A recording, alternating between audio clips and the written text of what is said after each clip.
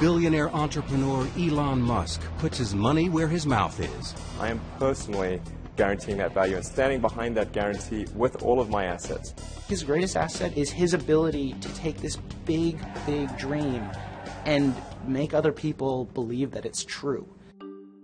The determined engineer's big dreams transformed 3 industries. I'm just wishing to any entities that are listening, please bless this launch. You know, here's an immigrant from South Africa coming to America to say, you know, NASA, that whole rocket thing you're doing with the space shuttle, I've got a better way. His better way meant risking everything.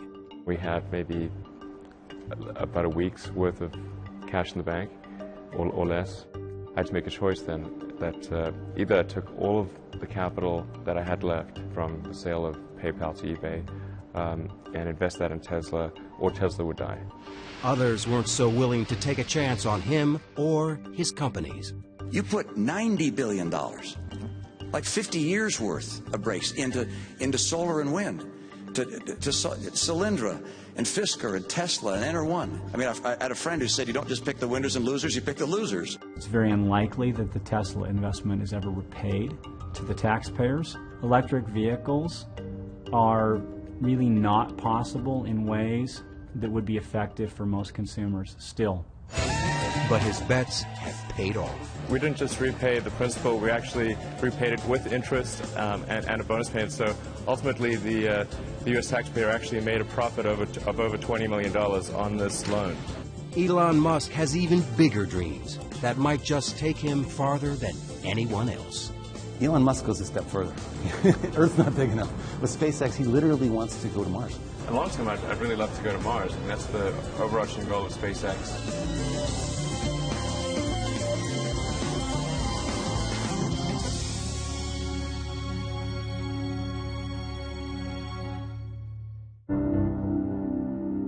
When I was a little kid, I was really scared of the dark.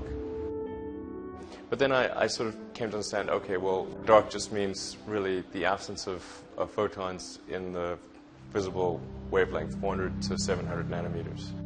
It's hard to believe that entrepreneur Elon Musk was ever afraid of anything. And Elon said, darkness is merely the absence of light. Then I thought, well, it's really silly to be afraid of a lack of photons. Then I wasn't afraid of the dark anymore after that. Once one of the kids said to him, look at the moon, it's 1 billion miles away. And he said, well, no, it's actually under 250,000 miles away. And they said, oh, Elon! Entrepreneur Elon Musk has spent his life proving people wrong. Growing up in South Africa, Musk was the oldest of 3 children and started school a year early. His father was an engineer. His mother, May, was a model and nutritionist. He was the youngest, he made about 2 days, and the shortest, and then he was this brilliant boy, and so people didn't really like him. So I was this little bookwormy kid and probably a bit of a smart aleck, so this is a recipe for disaster. Not that he told me much about it, but he was picked on quite a bit. So I just like read a lot of books and tried to stay out of people's way during school. And so his social life was much less than my other 2 kids, and that's a typical nerd. I read all the comics I could buy or that they'd let me read at the bookstore before chasing me away. I read everything I could get my hands on from when I woke up to when I went to sleep. At one point I really ran out of books and started reading the encyclopedia. And he has a photographic memory, so he could remember everything. Anytime I had a question, my daughter Tosca would say, call Genius Boy. His brother, Kimball Musk. When Elon was 10 years old, he got tested by IBM, and he was found to have one of the highest aptitudes they'd ever seen for computer programming. I tried taking some computer classes, but I was way ahead of the teacher, so it didn't really help. So I started programming a space game called Blastar. Musk, already thinking like an entrepreneur, figured out how to sell his game. And I don't think they realized I was 12. We decided we were going to open an arcade out near our high school. We were big into video games. We figured that it was going to be a huge hit. We got a lease on a building. We got the arcade provider to deliver the equipment. And the only thing we needed to do by the end of it was get the city to approve what we were doing. But an adult had to apply for a city permit, and they hadn't told their parents what they were up to. And of course, they told us we were not going to be opening up an arcade. Max Chafkin is a technology and business journalist who has profiled Elon Musk several times. Really, the most amazing thing about his childhood is his escape from South Africa. I remember thinking and saying that America is where great things are possible, more than any other country in the world. It's a little cliche, but it's true. America is the land of opportunity. By moving, Musk would also avoid mandatory service in South Africa's army. Growing up in apartheid South Africa was pretty surreal. I mean, we didn't support that government, we didn't believe in it. And so the idea of actually going to the military service was really out of the question. I told my parents I was going to Canada, and they tried to convince me not to leave. And off he flew, and I thought, wow, he's so independent. Of course, as soon as he lands, he calls me and he says, what do I do now? So I bought a bus ticket from Montreal to Vancouver, and that allowed me to kind of see Canada, at least from the highway. He worked at odd jobs across the country before settling at Queen's College in Toronto. In fact, when I went to college, I rarely went to class. I'd just read the textbook and then show up for exams. The big appeal to the university was being able to date girls my own age. I actually met my first wife there. Musk got an engineering and business degree from the University of Pennsylvania and a scholarship to go to Stanford. Silicon Valley was the promised land. I really wanted to kind of go where the really exciting breakthroughs were occurring. Elon had this ability to look at the world and go, this is a real problem that's going to happen in 20 years. He looked around and he saw that the world-changing stuff was not happening at Stanford. I didn't even go to class. I called the chairman of the department and said, I'd like to try starting this internet company. It probably won't succeed, and so when it fails, I want to make sure that I can still come back. My kids do funny things, and I'm never too concerned about them because, you know, if Elon wanted to drop out of college, he could always go back. My brother was in Canada at the time, and I said, look, I think we should try to create an internet company. So he came down and joined me. He had, $2,000, no friends, barely enough money for an apartment. I think he told me he was showering at the gym because they didn't have a shower where he was living. We just got a futons that there were couches during the day and then turned into beds at night. Steve Jurvetson is a venture capitalist in Silicon Valley. I first met Elon and Kimball Musk, his brother, back in the mid-90s when they first set foot in California. I think they'd been here for about a week, and they were pitching a new company called Zip2. Silicon Valley in the mid-90s and late 90s was a gold rush. People were flocking to the region to find riches, to make it in the internet business. Musk came up with an idea to bring newspapers into the digital age. He took a CD-ROM Yellow Pages, some mapping software, wrote a little code, and put it all together to create the first online city listings. Elon was more the business mastermind, I was more the sales guy. I still had my core programming skills, so I was able to write the software needed for the first company. Now, when Elon was starting Zip2, keep in mind, the internet was just a couple of years old. Most local businesses were not on the internet. And the way you found a local business was you opened up the Yellow Pages. The thought was the media companies, like the newspapers, are going to need help coming online and building lots of functionality into their websites. We had someone literally throw a Yellow Pages book at us and tell us, do you think you'll ever replace this? And we thought the guy was crazy. Because not only were we going to replace this, but that's not where it ended. It would keep going from there. It wasn't long before media companies across the country were signing up. And so we were able to get as investors and customers the New York Times Company, Hearst, Knight Ridder, and a number of other companies. In 1999, the Alta Vista division of Compaq bought Zip2 for $307 million in cash and $34 million in stock options. Musk was just 28 years old. I thought, that's crazy. Why would somebody pay such a huge amount of money for this little company that we have? It actually obviously turned out very well for them financially, so obviously they knew a lot more about it than I did. When the kids sold Zip2, it was the most exciting day. We couldn't believe it because you don't know in the internet world if you're going to, make $1 million or die tomorrow.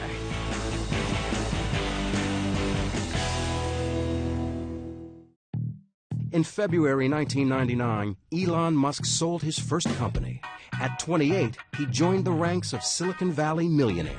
Zip2 was acquired by Compaq for a little over $300 million, and I made, I think, about $21 or $22 million as a result of that, which was a phenomenal amount of money for me.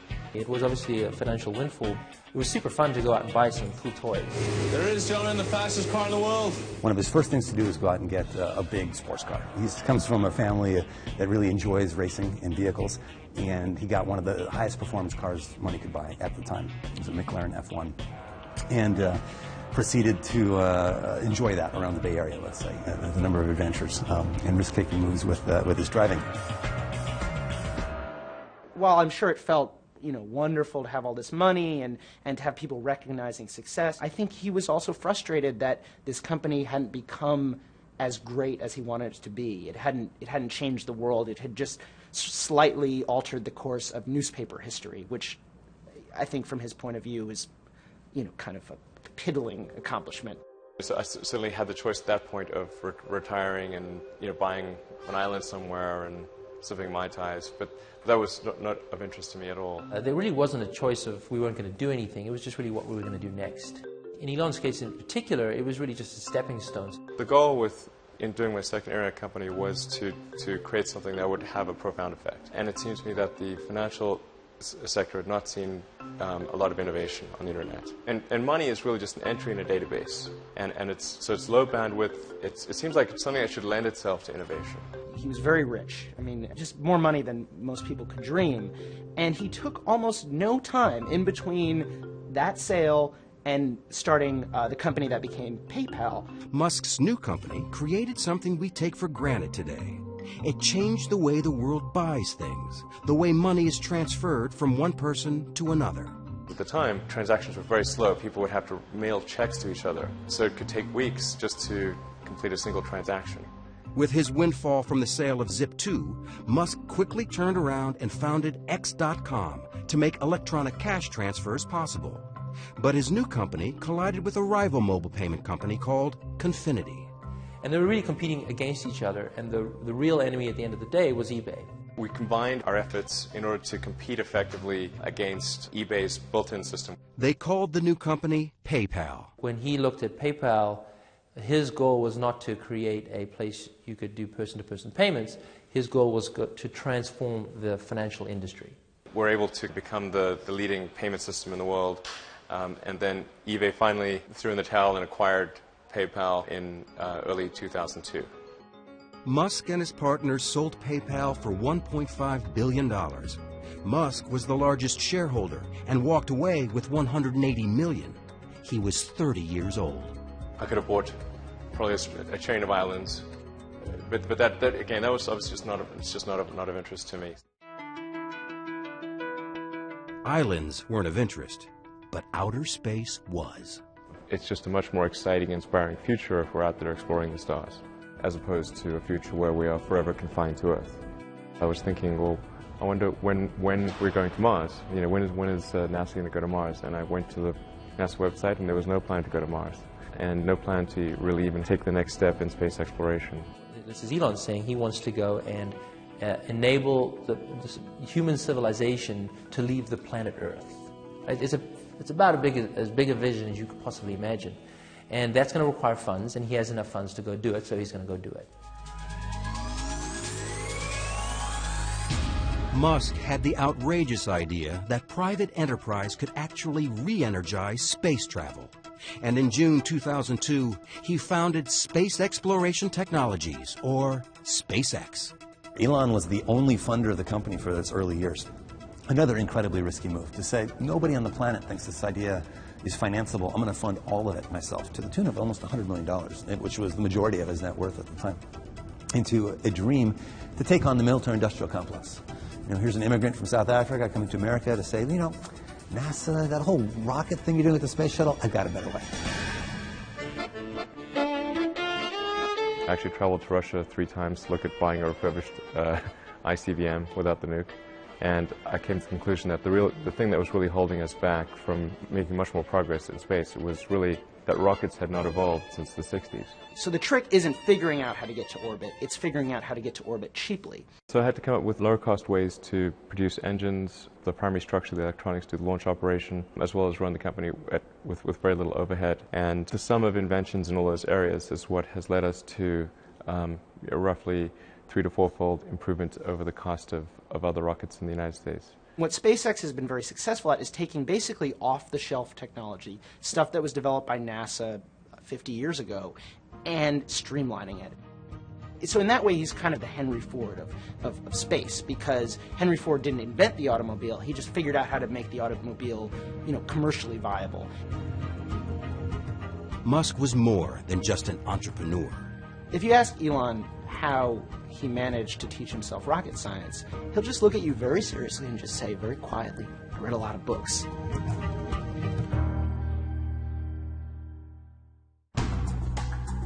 "32-year-old Elon Musk had his next big idea at his family's annual visit to Burning Man, the counterculture desert happening.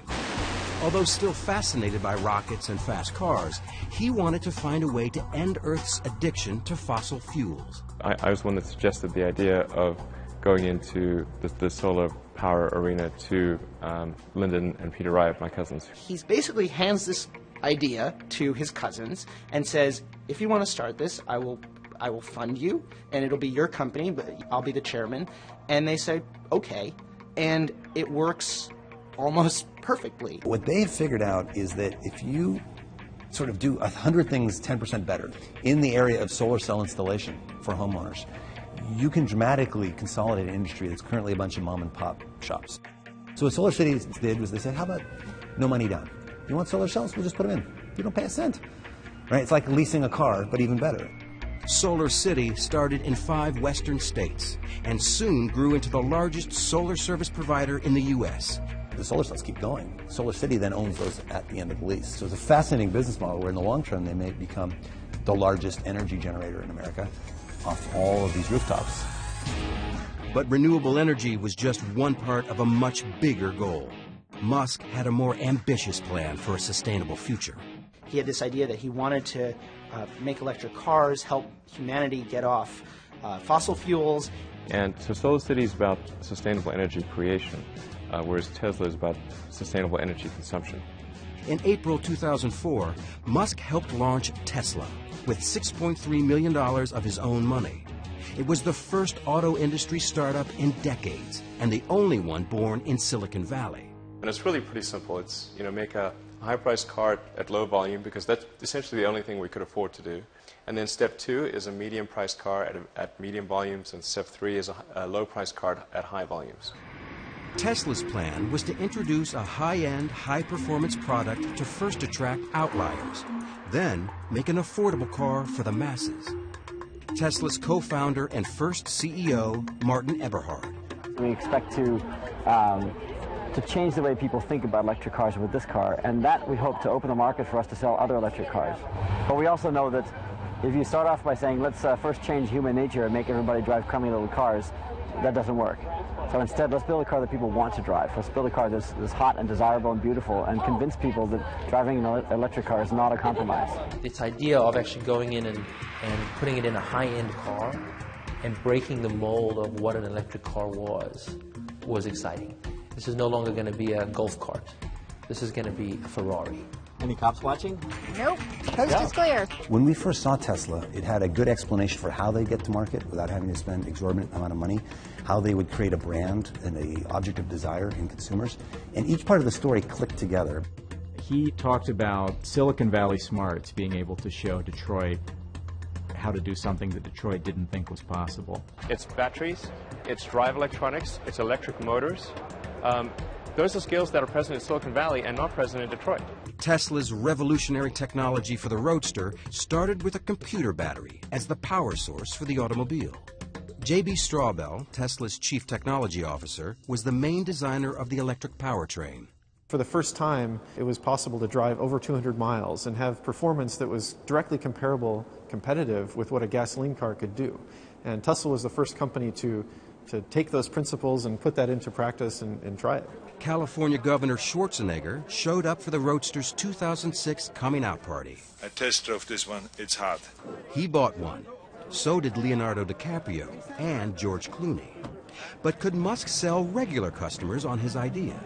At that time, there was very little activity in the auto industry in electric vehicles. We were in the age of the large SUV. So it was a little unusual to hear about this company in California that was planning to come to market with a high-end all-electric sports car. We were very passionate about trying to make sure that this car was going to just throw down the gauntlet on what the technology could do and really prove to the world that electric vehicles, could be incredibly fast and could have incredibly long range. There was kind of a sense of adventure, doing these things for the first time and doing it in a really scrappy way. We did some of the very first battery packs in my garage in Menlo Park before we actually were able to rent a real office. The big issue for Tesla, as with all electric cars, has been the batteries, their cost, and how long they last. Eric Noble is president of CarLab, an automotive consulting firm that evaluates new cars and trucks. American consumers are very ready for battery electric vehicles. Unfortunately, battery electric vehicles aren't ready for American consumers. The first results at Tesla seem to support this gloomy forecast. Tesla, when we first started out, the thought was simple and really, obviously, in retrospect, quite naive, which was to make use of some technology that we develop ourselves, but also some technology that we'd license from AC propulsion, put that together and create an electric sports car that would be compelling. So, let's see, where did that fall apart? It fell apart when the team told Musk that the projected cost had skyrocketed from $65,000 to $140,000.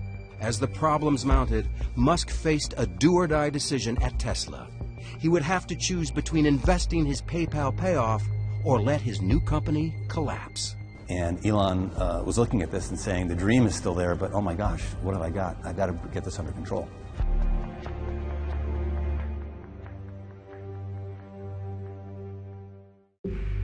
By 2007, Tesla was running out of money, fast.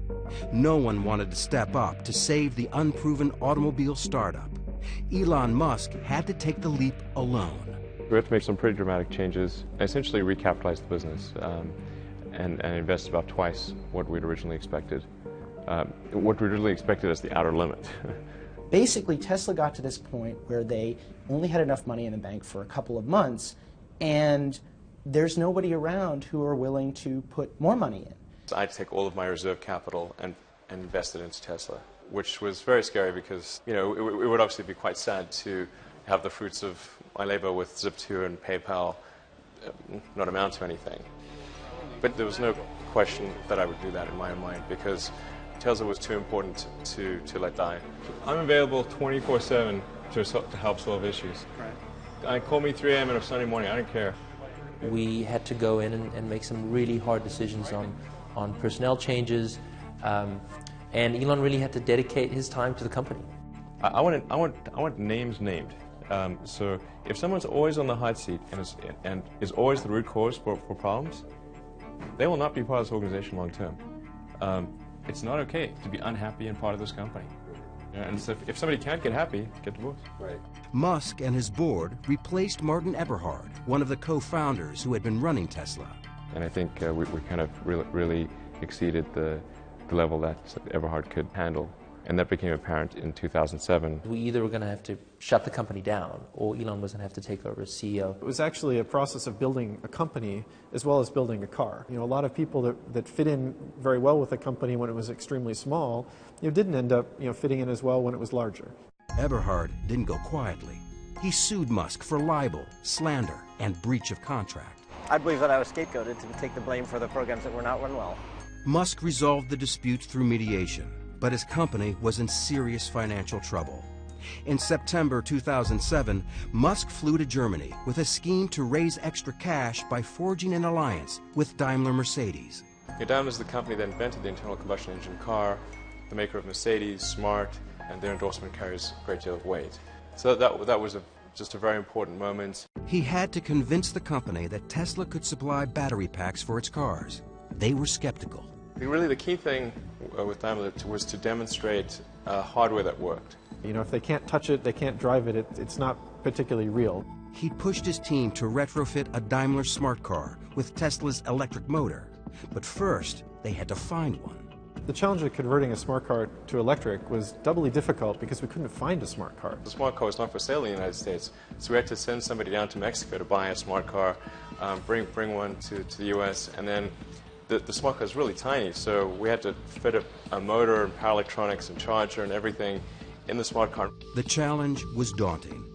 To replace the smart car's gas engine with a Tesla drivetrain and battery, fit it in the tiny space under the hood, and do it all in less than 4 weeks. We didn't have much time at all. We knew that from the beginning, and we kind of prepared for almost battle and, you know, set up a war room in the shop. They worked around the clock, stealing naps on the factory floor, right up to the deadline. The Daimler executives arrived not at all convinced that it made any sense to work with an American car company, let alone a little tiny American car company in Silicon Valley. While waiting for Daimler's decision, Musk brought in one of the world's leading automobile designers to help create his next project, a modern and sexy family sedan, which he called the Model S. Originally with Model S, I thought, well, let's have Henrik Fisker, who had a design studio, do the styling. We paid him a pretty good sum of money to do that. Curiously enough, the designs that he worked on, that he came up with for us, were terrible. And what he didn't tell us was that he was actually working on a competing car company. Tesla officials claimed that perhaps Henrik had come in to learn what Tesla was doing, while all along he was planning to form his own company, do his own vehicle. We were pretty upset with him for basically taking what were at the time the original specifications for the Model S and then going and shopping a business plan to create that same car. Tesla sued him, he sued Tesla, and there was all kinds of, infighting. Henrik Fisker wouldn't grant Bloomberg an interview, but he told us that, "I believe there is enough space in the market for several new car companies that pursue a new type of electrified powertrain with different philosophies." In November 2008, the court ruled in Fisker's favor. It was a setback for Musk, who was also going through a tough time personally. After 8 years of marriage and 5 children, Elon and Justine Musk divorced. I got divorced, personal life in somewhat of a shambles, and in addition getting attacked by some in the media, my ex-wife, every bad thing you could imagine. There was more bad news when his bold space transport company SpaceX again failed to get a rocket into orbit. The first launch didn't get very far, got about a minute up, and then there was an engine fire, and that was it. The second flight actually did make it to space, but not to orbit. And then also with Flight 3, we didn't get all the way to orbit. He started saying, "I've got enough money for 3 cracks at it." He put $100 million of his own money, and he sort of hinted at the idea that after 3, if he didn't make it, it would be over. SpaceX would die. Musk burned through the $100 million he had sunk into SpaceX. Now he was on his way back to the drawing board. 3 days after the failure, he announced, first that he knew what was wrong. He announced that they'd raise money to finance a 4th launch, and the 4th launch was going to happen in a matter of months, which in the rocket industry was a crazy announcement. We were able to solve the problems, and then just as we'd solved those problems, we ran smack into the worst economic recession since the Great Depression.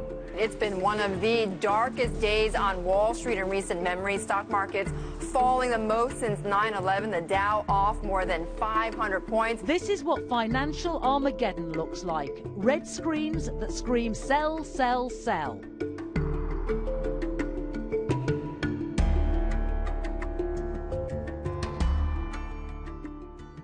It was a week that shook Wall Street and indeed the world. And a realization that the economy may still head into a deeper downturn. As 2008 drew to a close, Elon Musk faced the worst crisis of his career.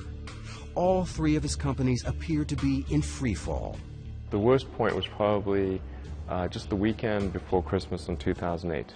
We had the economic tsunami take place and made things even worse. If it wasn't needed, we had to shut it down and just figure out how do we get through this dark period and not go bankrupt.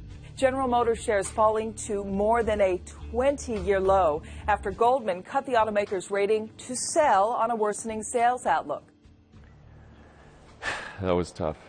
I mean, it was obviously an economic period that saw the bankruptcy of General Motors and Chrysler, and there we were, a young company selling a very optional car. I mean, it was really people don't need a $100,000 sports car. And they certainly wouldn't want one getting poor reviews. The popular BBC program Top Gear took the Tesla Roadster on a test drive in December 2008.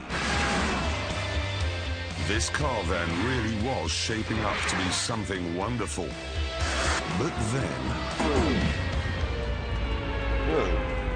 although Tesla say it'll do 200 miles, we worked out that on our track it would run out after just 55 miles. And if it does run out, it's not a quick job to charge it up again. The combative CEO charged the incident was faked and said he had proof that the Roadster had not run out of power. He sued the BBC to block reruns of the show. The case was later dismissed. But things would get even tougher. His energy company, Solar City, foundered. The bank that had backed their leases pulled out of the deal. I certainly did not anticipate that we would have the worst economic climate since the Great Depression, and one which was disproportionately bad for cars. I mean, General Motors went bankrupt. I mean, General effing Motors, you know? Musk was in the fight of his life. We had maybe about a week's worth of cash in the bank, or less, and there was just very little time left in the year to resolve these things. I mean, there were like 2 or 3 business days left in the year. I never thought it was possible for me to have a nervous breakdown, but if it was possible for me to have a nervous breakdown, that was about as close as I was going to come. When Elon was going through his sad period, I was so sad. I felt like I had a hole in my heart, and there's nothing you can do. You just hurt so much, and I just didn't see him getting out of it. He was just so sad. And then the next thing I get this call saying, "Ma, you can't believe it. I've met a wonderful woman." The one bright spot was meeting Tallulah Riley, a British actress who had never heard of Tesla, SpaceX, or Elon Musk. They married in 2010. I thought he was some sort of hapless engineer that had wandered into a London club, and he just looked so forlorn. He was sort of just sat in a corner on his BlackBerry, and he looked really out of place and sad. I was, trying to be very sweet to him and sort of humouring him, going, "Oh yes," when he was going, "This is my rocket, and this is my car." Musk's personal life was looking up, and the future of SpaceX was finally taking off. We have liftoff. The 4th attempt to launch the Falcon 1 was a huge success. And 3 months later, NASA rewarded SpaceX with a $1.6 billion contract to resupply the International Space Station. But Musk had no time to celebrate. Tesla was on the verge of financial disaster. I had to make a choice then that either I took all of the capital that I had left from the sale of PayPal to eBay and invest that in Tesla, or Tesla would die. The company is really teetering on the brink of failure. And there's this board meeting late in 2008 where they're discussing what's going to happen. And Elon just says, well, I'm going to raise a $40 million round to keep the company going. And the board members are kind of wondering, well, how's he going to do that? And he says, I'm going to put it all in myself. And that incredible braggadocio confidence catalyzed a change in people's opinion. And we and everyone else around the table was like, oh my gosh, we want to be part of this. We want to get as much of this investment as we can. He saved the company in its darkest hour with an act of heroism that is hard to describe. There's nothing quite like spending your last remaining dollar on a project you believe in. It was thankfully a good week, but definitely took its toll from a mental strain standpoint. I think I've mentally just burned out a few circuits. Just after his emergency cash infusion came the news they desperately needed. A $40 million deal with Daimler for smart car batteries. Daimler later added $50 million for 10% of the company. Determined not to repeat past mistakes, Musk focused on bringing his family car to life. So I decided, look, we really need to have our own design studio, and that's when I hired Franz von Holzhausen to design the Model S.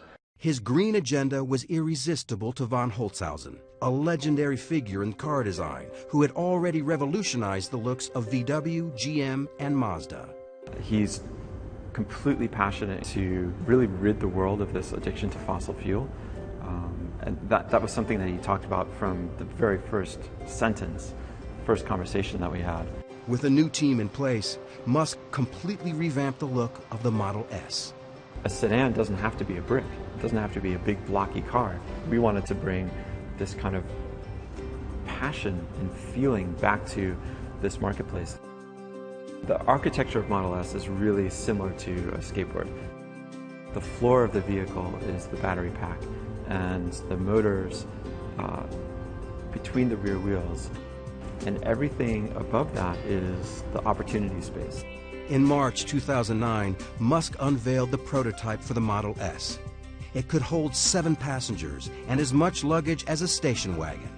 But to build it, he knew he needed a piece of the U.S. government's new $7.5 billion loan program to support alternative energy vehicles.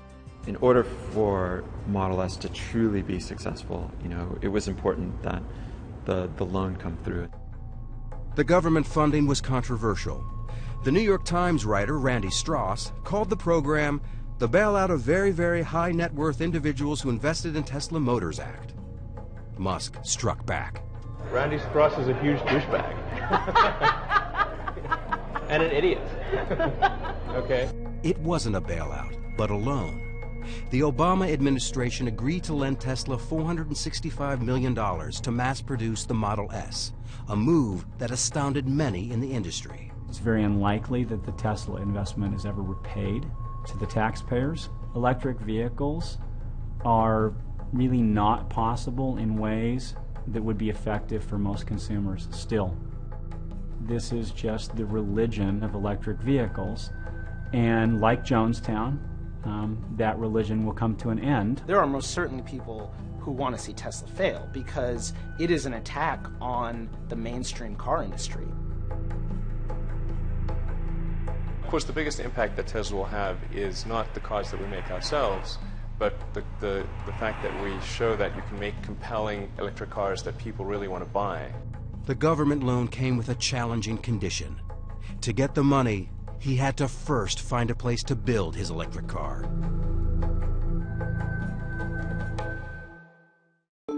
Tesla burned through $300 million since 2003. Elon Musk needed to get his Model S into production fast. Ever the risk taker, he took another giant gamble, purchasing a plant in Fremont, California, abandoned by Toyota. The dream factory location for Tesla was always the NUMMI factory, which was a 50% Toyota, 50% General Motors factory. It's one of the biggest car plants in the world. It's a great location close to Tesla headquarters. The reality is, for very little money, Toyota got an albatross off its books. From an industry perspective, it looked incredibly savvy on Toyota's part and incredibly naive on Tesla's part. Car factories are big pieces of sunk capital. To retool a factory takes a tremendous incremental investment. The acquisition released the government funds to begin production. Despite the fact that Tesla had posted a profit just once since its founding, Musk took his company public in June 2010. The smartest money in the world is betting on Tesla. Not everyone was as upbeat about the company's future. Tesla stock voted by Wall Street as the least likely to succeed. You don't want to own this stock. You don't want to lease it. Heck, you shouldn't even rent the darn thing. There hasn't been an IPO of a car company in America since Henry Ford, and that caught people's attention. Investors ignored the skeptics.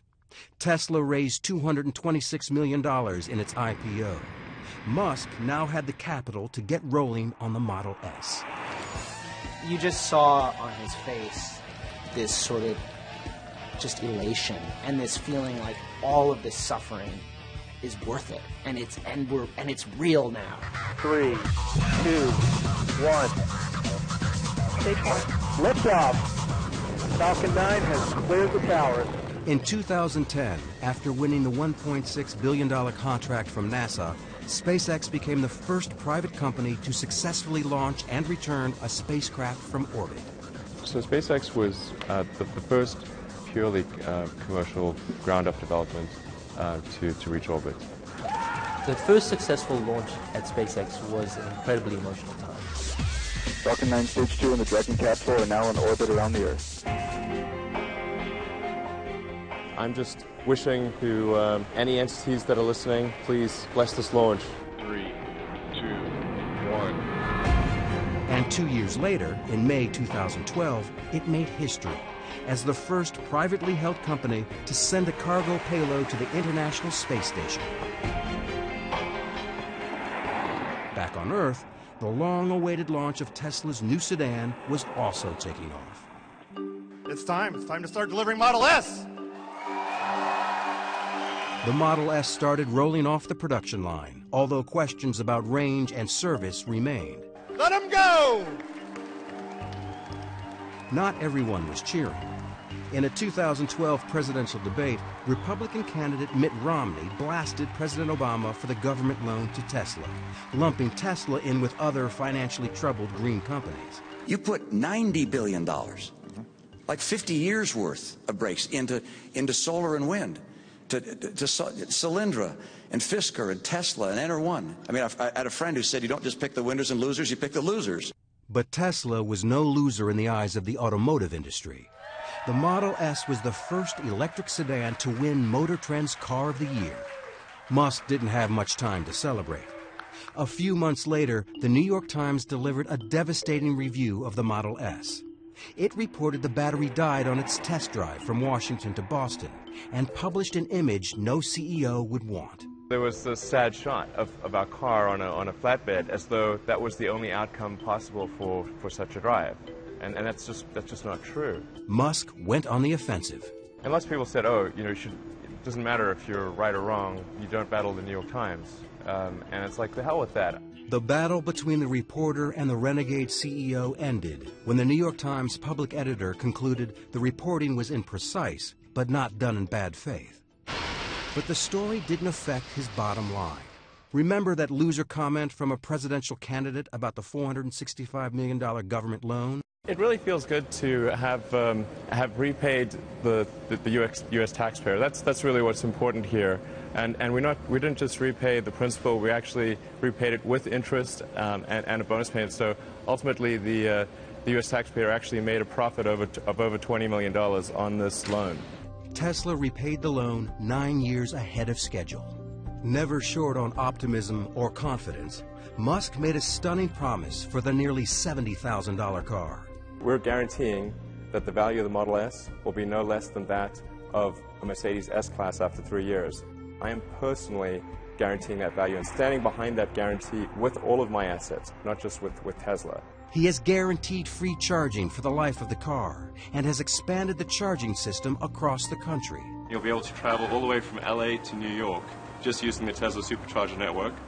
And the Supercharger system is free. So it's not just free now, it's free forever. That's the Tesla commitment. His commitment to customers has paid off. Since its IPO, Tesla shares were up more than fivefold. SpaceX and Solar City were also turning profits. And NASA's our biggest and most important customer, but almost 3/4 of our customers are commercial. SpaceX says it has more than $4 billion in revenue under contract. But of all his companies, perhaps the greatest success was the one addressing the world's energy need.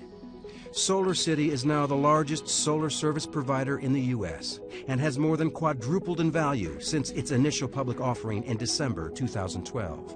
Solar City has been very, very impressive. I mean, there are, thousands of people with panels on their roofs and lots of big offices. I believe eBay has Solar City panels. So it's having a very big, very visible impact on the world. He really wants to change the world. And in Elon Musk's vision of the future, you'll have clean and renewable sources of energy feeding the grid, and all of our vehicles will run off that. This is really the future. It's something you want to tell stories about.